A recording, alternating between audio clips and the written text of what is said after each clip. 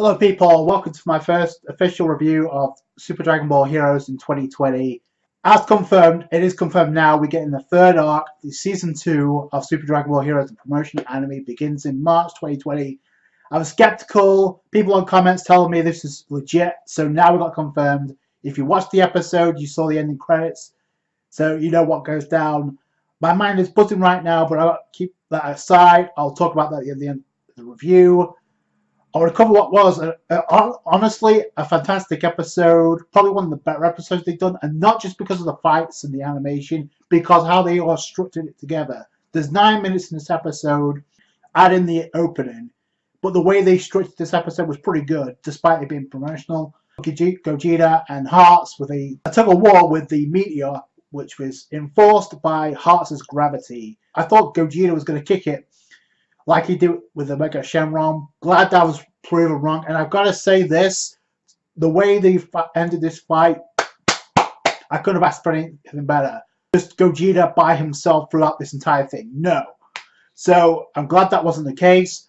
Gogeta and Hearts will struggle. Gogeta fires an energy blast. I'm not too sure if that was the Big Bang attack, but either way, that was a huge blast. But either way, Hearts was pushing Gogeta back, and to the point where Hit actually questioned, did he actually stop the meteorite? And Jiren said no.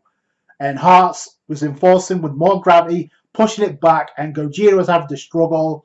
So, which I like, because I didn't want this to be a one-shot fest between Gogeta and Hearts. So they gave Hearts at least that, especially with the threat they've been trying to hype up.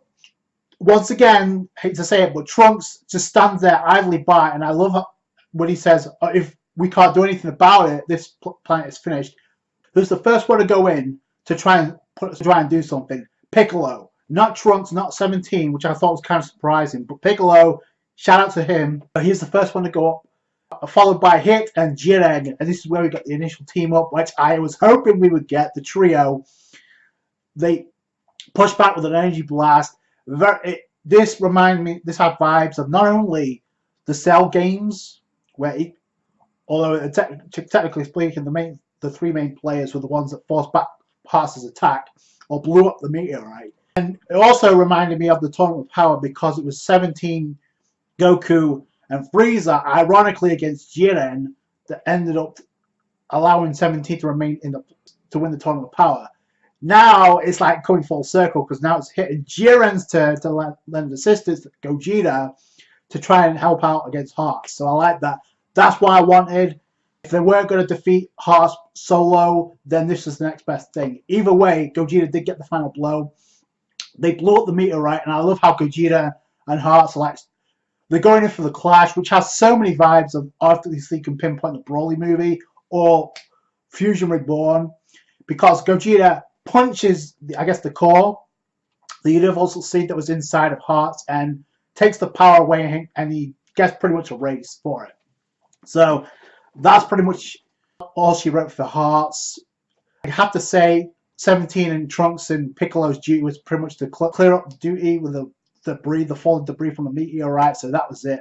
I was kind of hoping to have a bigger role in this, but I mean, you can't have everything. So it was a great way of ending it. And what surprised the hell out of me, and they did this before with Kamen and Orin, back in very early on in the arc, when they pretty much brought out the backstory to the two from the Sephorian race. They kind of give us a hint about Heart's true personality. Like, he had misfortunes because of Grand Zeno, obviously erasing something precious to him. So it's like, I wanted to help out you mortals, but I seems you were above me, and I actually adore you. So he actually adored mortals, but actually wanted to become a god himself to erase Grand Zeno. And this is something they don't usually do, so I appreciate when they do this in terms of Super Dragon Ball Heroes. So I hope, gives me hope they'll do the same thing on the upcoming arc. We go over to, this was actually funny, we go over to the palace of Grand Zeno, and we see the Daishinkan. He's like, good work, boys. I didn't need to step in. And we come to find out, well, I guess why the Omni King was kind of tied up, or the 2 Omni Kings were tied up, it's because they were playing hide and seek with Champa and Beerus, which I thought was hilarious. When you consider the gods are probably going to be a prime key factor in the next arc, so that's going to be interesting. You saw the visuals, you know the gods are going to be a part of this. I want to know what kind of role they're going to have. But yeah, this is a great way. It explains why Gran Zeno didn't do anything against Hearts because he was tied up with hide and seek, pretty much. We go off to a pretty cool scene with Jiren hitting Gogeta, and Jiren asks an interesting question to Gogeta. It's like, why didn't you use the fusion at the Tournament of Power, which a lot of people wanted to see happen, and I liked it didn't diffuse before the final fight, so that was kind of cool. And then Vegeta casually says, I don't like fusing with Kakarot, so there you go. And Goku pretty much says, I'm going to defeat the next enemy by myself. So that was pretty cool at the end of the episode. And then we see Fu, and he's observing this, and he says, thank you, Hearts, for your contribution, but it's time to begin my next experiment. So I want to know what his experiment consists of and why he's causing all this. Is he just like the personality from Xenoverse 2? Like, he just doesn't care, he just wants to screw up the timelines and have fun. I do like what they did with this episode. It's a great way to cap off the arc, and almost double the amount of episodes that we had from the previous arc. So we only had 6 in the Prison Planet. Here we have more or less like 13 episodes we had of this arc, so that's pretty cool. And if you saw the ending credits, you saw the promotional trailer. The Big Bang Mission arc is coming to Super Dragon Ball Heroes, the promotional anime, March 2020. I cannot wait, considering if you saw the visuals that John Festa, you know is a part of this arc. Especially, it is confirmed that the Mecha is, in his new form, his Demon God form, is going to make an appearance. I cannot wait for this. I don't care what anybody else says. I'm going to enjoy the hell out of it. Characters like Toa, the rest of the Demon Gods, they're going to be involved in this. They have to be.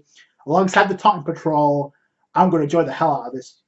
Unless it's going to be some that don't, that's fine. I'm not one of them. So I appreciate this episode for the way they structured this episode, if nothing else. The animation was pretty decent for the most part. And honestly, this is one of the few bright spots of Dragon Ball, considering they have this and the manga of Dragon Ball Super to go through until we get an announcement. If we get an announcement about the anime, then this is all we have to go on. But I'm going to enjoy it no matter what. So let me know what you guys think down below. Universal Conflict, and now it's on to the Big Bang Mission arc. So that's going to do for today, guys. Thanks so much for watching. Like this review if you did. Subscribe to the channel for more Super Dragon Ball Heroes. Catch you guys later. Thanks, guys. Bye.